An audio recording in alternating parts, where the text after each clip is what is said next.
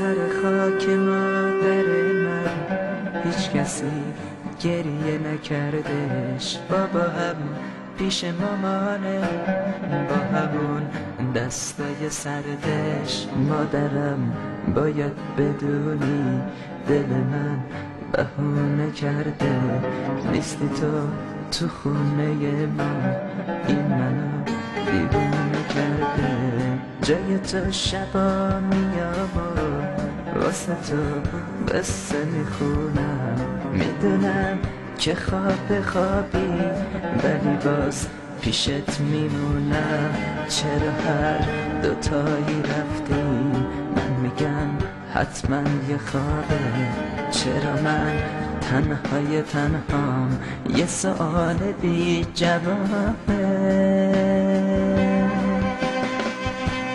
گلای یاس تو باغچه غروبا بونه میگیرن. همشون یه عهدی بستن سر خاک تو بمیرن. آب عکس سرد خالی، آخرین خنده مادر. گل سر یه یادگاری ولی با گلای پرپر. پیغمبرم میشناسه، خیلی پسر خوبیه. اگه تو اصل منی اینم گل منه. ببینم اگه موزیکش جواب میده ها بده منم گوش کنم. مادر من موزیک چیه؟ این ست همینه. این مال اینه که گیر و گولاشو من گوش میدم کجا گیر داره. که راست 60%. ای خدا. شما هم آتیشی شدین استاد خانوما.